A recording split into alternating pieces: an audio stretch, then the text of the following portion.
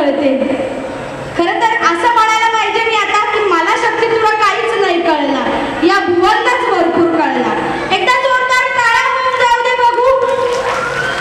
हा, आता टाळ्या कोणासाठी ते सांगते.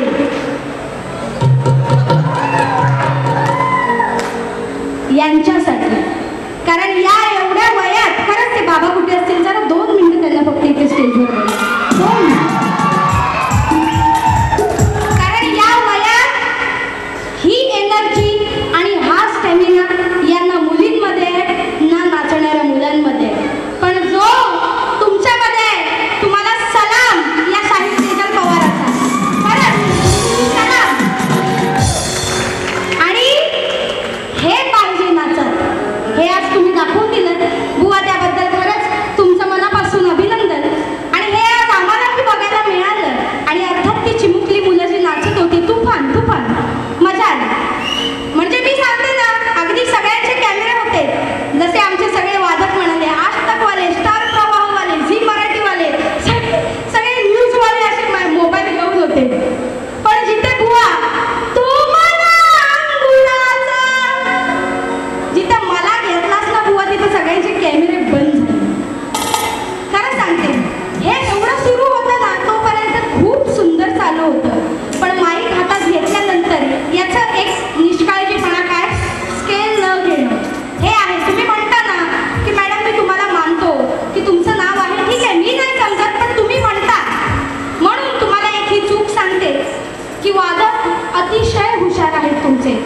साहिल या त्यांच्या कीबोर्ड मास्टरसाठी एकदा जोरदार टाळ्या होऊन जाऊ.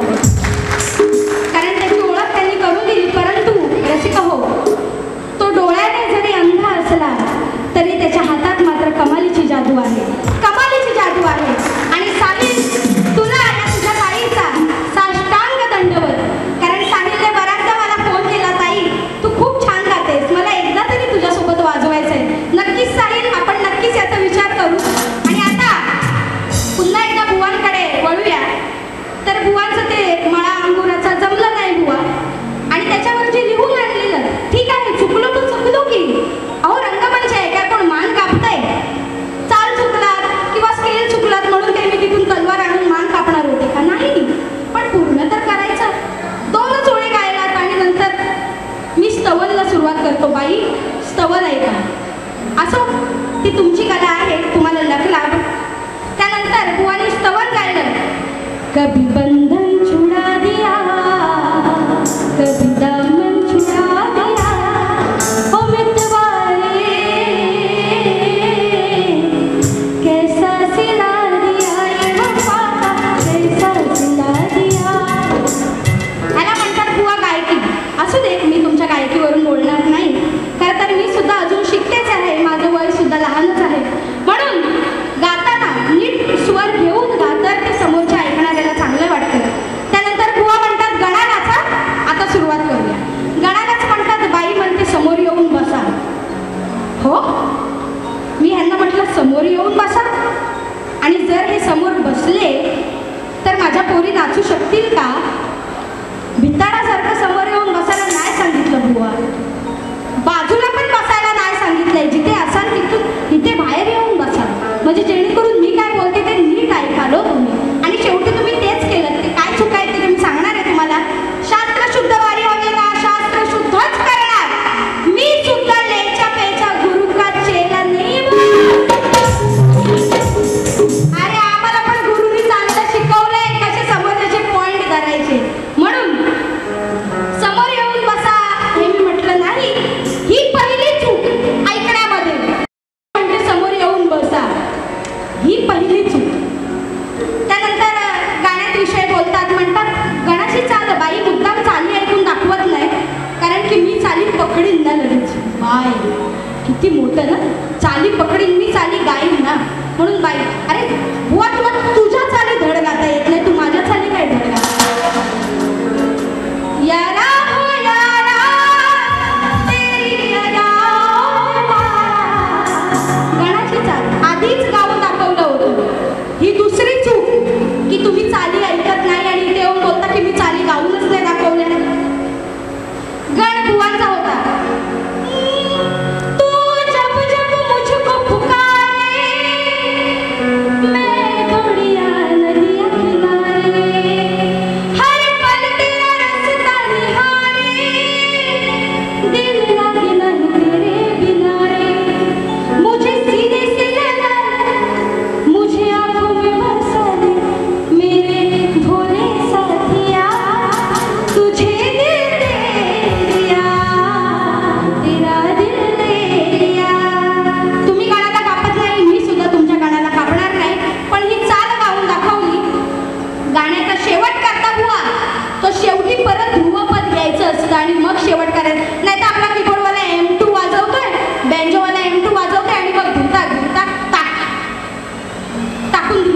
गाणं. तसं नाही होत. गाण्याचा शेवट व्यवस्थित करा. आणि नंतर आले गवळणीवर. म्हणतात शक्ती तुऱ्याची खरी सुरुवात ही गवळणीपासून होते. हो, मग स्तवन आणि गट कशाला घेता? मी आलो झो बाऱ्या करणं कशाला? नको ना, स्तवन गट घ्यायचंच नाही कशाला. अरे जिथून सुरुवात आहे तिथनं सुरुवात करायची. भेंडी गवळण ना, तर गवळणीपासून करा ना. मी लढायला काफी आहे एकटी. आत्ता चॅलेंज, दुसरं चॅलेंज. पहिलं चॅलेंज एक्सेप्ट केलं, त्याचे शब्द सांगेल पण अजिबात नाही ते जमलं. दुसरं चॅलेंज, स्वर नको स्वर, वाद्य पण नको. एकटी गाऊन तुला हरवील बुवा. हाय तुझ्या ताकद एकटा येऊन इथे गाशील. नाच सुंदर आहे, वाद्यवृंद सुंदर आहे, म्हणून तू आहेस. एकटा भिड, मग बघू तू कोण आहेस. त्यानंतर बुवा म्हणतात की कानावर चढला. बाई म्हणाल्या की काना हंडी फोडणार उद्या गोकुळाष्टमीला, पण कानावर चढणार, होल पाडणार हे बाई सांगायला विसरल्या. बरोबर ना? हे तर बरोबर आहे. कानावर चढणार, होल पण पाडणार, पण कोणावर चढणार हे तुम्ही सांगायला विसरले. आलं लक्षात? माझा विषय नीट लक्षात घ्या. जर मी सांगायला विसरले ना की कानात चढणार आहे ते, मग तुम्ही सांगायला विसरलात की तो कोणावर चढणार आहे. तो त्याच्यावर चढत नाही, तो त्याच्याच साथीदारांवर चढतो. हे लक्षात घ्या. हंडीला होल पाडतो, पहिली दहीहंडी घरात साजरी करतो. आईच्या हंडीला होल पाडतो. आईची हंडी असते लटकवलेली वर शिंक्यावर. साथीदारांवर चढून तिला होल पाडणार. मी उत्तर दिलं. आलं लक्षात शाहीर? याला बोलतात भेद, याला बोलतात शक्ती तुरा. आणि हंडी विषय काढला तुम्ही, त्या हंडीला पण तुमच्या उत्तर दिलं. बुवानी काय गवळण गायला? 7 जन्माच्या भेटी तुझ्या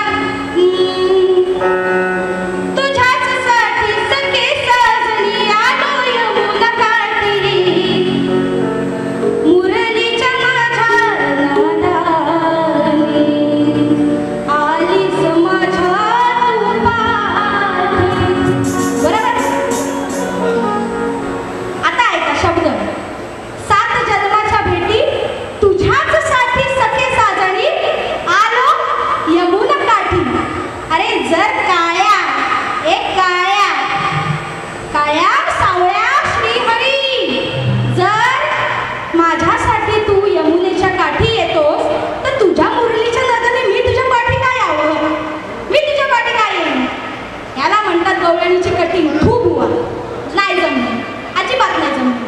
आधीच पहिल्या वाक्यात सांगते की मी आलो तुझ्या पाठी, आणि नंतर म्हणताय मुरलीच्या नादाने तू येतेस माझ्या पाठी. नक्की कोण कोणाच्या पाठी येते ठरवा, आणि तुम्ही आता कोणाच्या पाठी आहे ते आधी बघा, नंतर मला गवळणीची काढ द्या. असो, गवळणीमध्ये बाई म्हणते माझ्या बोलाकडे लक्ष द्या. बोलाकडे. बुवाला गवळण काय घेऊन आणलेली? बोलाचीच.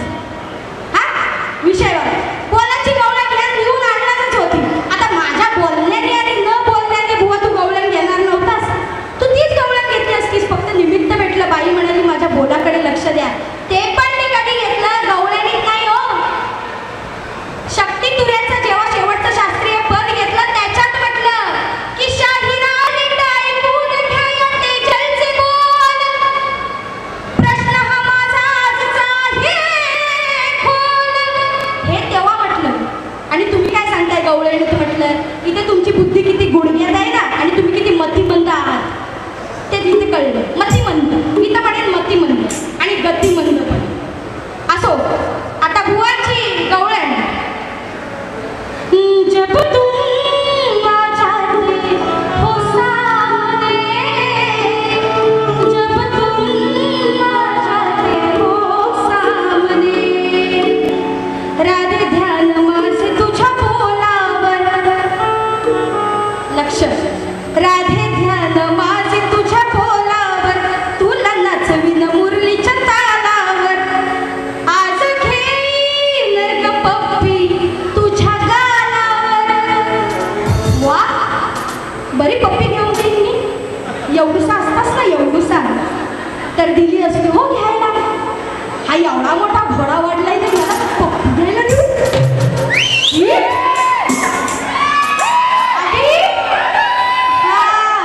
अभी तुम पप्पी लेने आओगे ना, तो मैं कैसे पप्पी दूंगी वो भी बताना पड़ेगा ना. हो की नाही?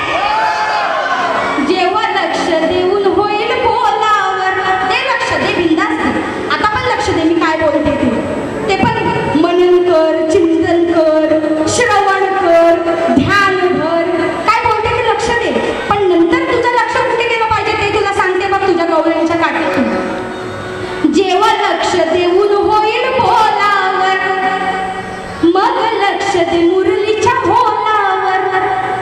बरोबर ना? बोलून झालं राधेचं, बोलून झालं ना, राधेच्या बोलावर लक्ष ठेवलंस, मग तुझ्या मुरलीच्या होलावर लक्ष ठेव. नाही तर एक होल जरी चुकवलास ना तरी तुझी मुरली अशी पॅम वाजल, गोड वाजणार. मग ती मुरली वाजायला तुझं होलावर पण व्यवस्थित लक्ष पाहिजे, तुझं बोट तुझ्याच मुरलीच्या होलावर. म्हणून जेव्हा लक्ष देऊन होईल बोलावर, मग लक्ष दे मुरलीच्या होलावर. आधी नाचवीन काना तुला माझ्या तालावर. कारण की राधा मोठी आहे, हा शेमडा पोर एवढूसा, राधेसमोर हा एवढूसा शेमडा पोर आहे. मी म्हटलं काना असा नाच, तरी काना असा असा नाचेल, काना मुरली वाजवेल, काना इथं झोप, काना झोपेल. मी म्हणेन तसं तू बोलेगा वैसे नाही, मैं बोलेगा वैसे. इसीलिए कृष्णाच्या पहिला राधा नाव लागतं, राधा कृष्ण, उगाच नाही. आधी नाचवीन काना तुला माझ्या तालावर, मग देईन एक खेचून तुझ्या गालावर. आधी नाचवीन काना तुला माझ्या तालावर, मग देईन एक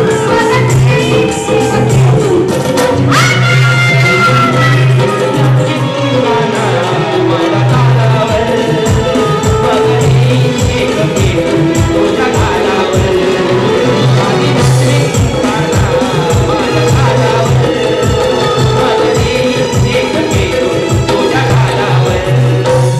आधी नाचवीन काना तुला माझ्या तालावर, मग देईन एक खेचून देईन. एवढा मोठा झालास की पप्पी मागतोस, लाज नाही वाटत? अशी एक खेचून देईन गालावर. आणि म्हणून बुवा म्हणतात शिंतोडे उडवायचे नाही का माझ्या गवळणीवर. आता मी काही चिखल आणलेलं नाही बुवा शिंतोडे उडवायला, पण जे चुकीचं आहे तो चुकीचाच आहे. नंतर म्हणतात त्याच्या मुलं झाला, याच्या मुलं झाला, मग कसं ते तू मला अंगुराचा, मी लाकडी भुसाग. बुवा तालाचा पाणी गलाला गेला ना, सगळं भुलभुलीत केला असतो. तुला कधी स्पष्ट बोलता आलंय काय आयुष्यात? म्हणजे मी पहिल्यांदा बघितलंय म्हणून नाही, मला वाटत नाही. ह्याच्यामुळे त्याच्यामुळं झाला. हा शक्ती तुला नाही. नाच आणि होतं ते होतं, चांगल्याला चांगलंच बोलणार, पण गाणं कसं याच्यामुळं.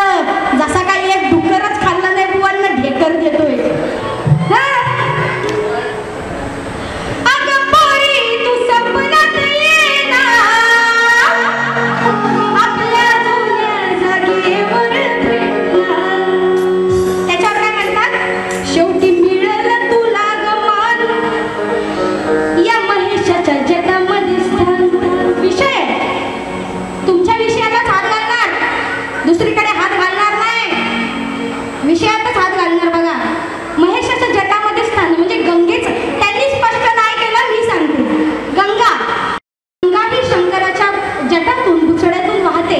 गंगेने तिथे स्थान घेतलं आणि ते गंगेचं स्वरूप आहे. गंगा म्हणजे स्त्रीलिंग, आणि मी आज शक्तीचीच बाजू मांडते, म्हणून त्यांनी मला अनुसरून ते गाणं म्हटलं की शेवटी मिळेल तुला गमान या महेशाच्या जटामध्ये स्थान. ठीक आहे, जटामध्ये स्थान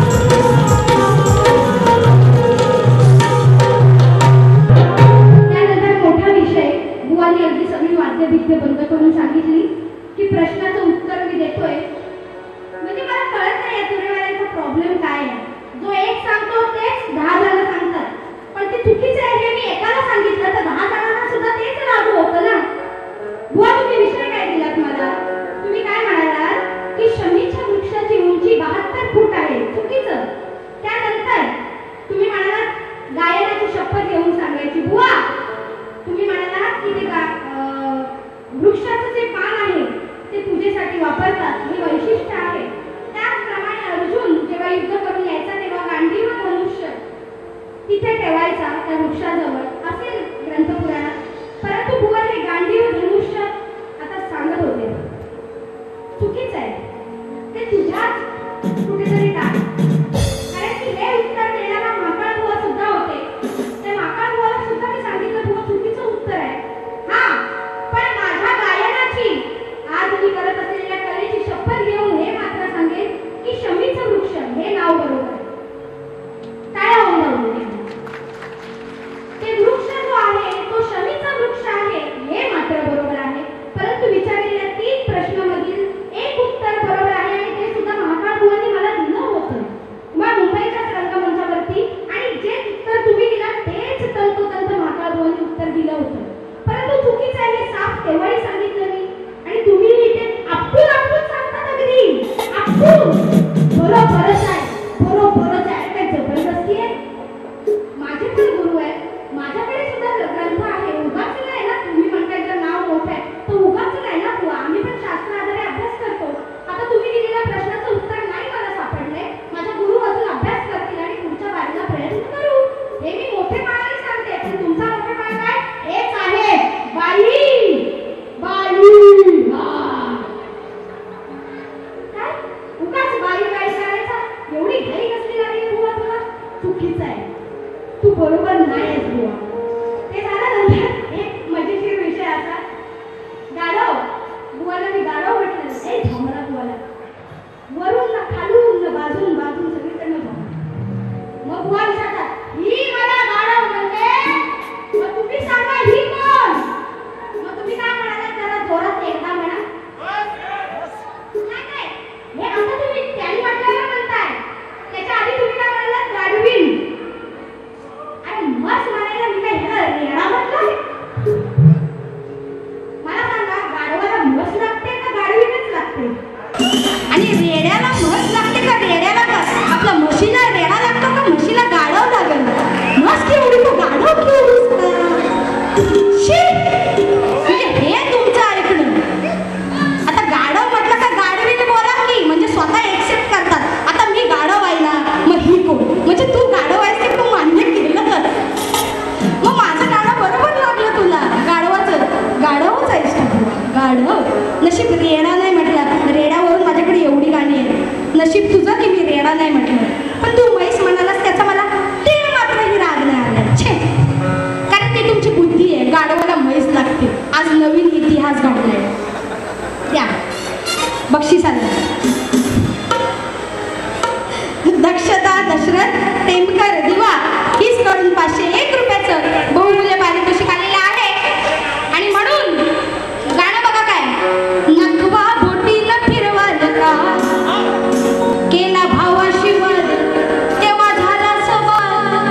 केला भावाशी वध तेव्हा झाला सवाल. एक कथा अशी घडली सखियानं भाऊजाई नाही सोडली. सखियानं भाऊजाई नाही सोडली. सखियानं भाऊजाई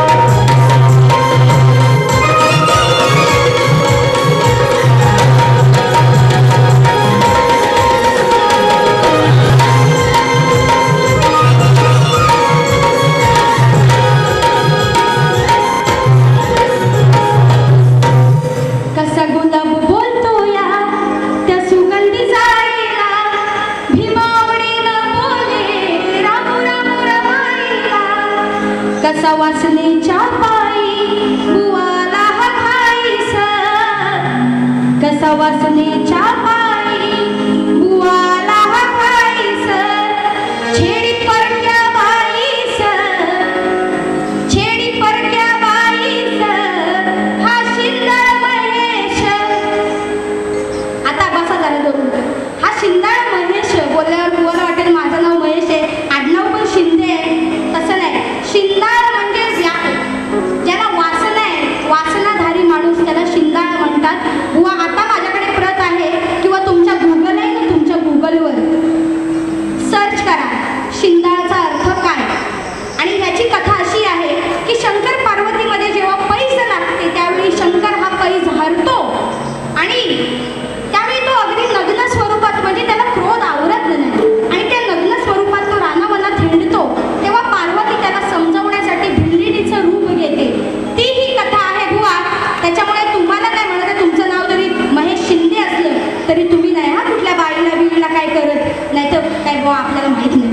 असो, कसा वासनेच्या पायी बुवाला हा घाईस, कसा वासनेच्या पायी बुवाला हा घाईस, छेडी परक्या बाईस हा शिंदळ महेश, छेडी परक्या बाईस हा शिंदळ महेश, छेडी परक्या बाईस हा शिंदळ महेश, छेडी परक्या बाईस हा शिंदळ महेश.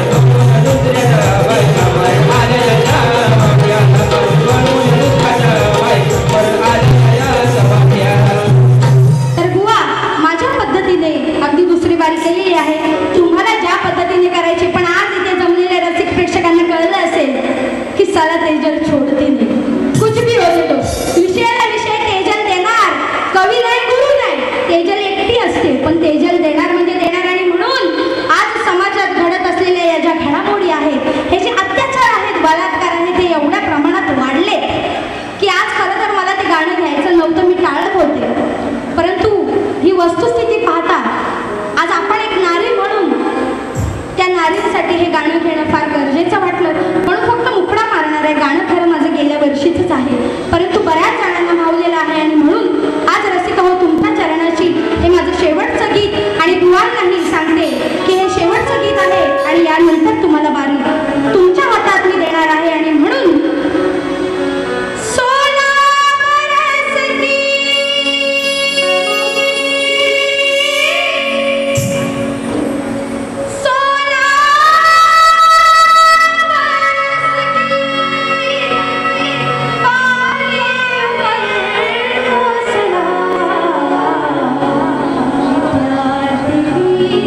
पहली नजर को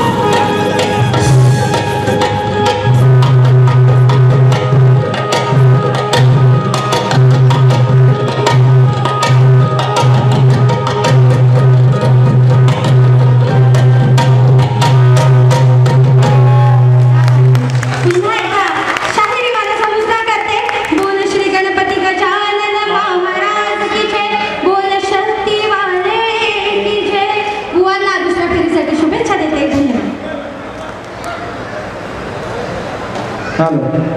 धन्यवाद शक्तिवाले शाही, तेजल पवार गोतार मॅडम. खूप छान अशी तुमची दुसरी वारी झालेली आहे. मी तुरेवाले शाही महेश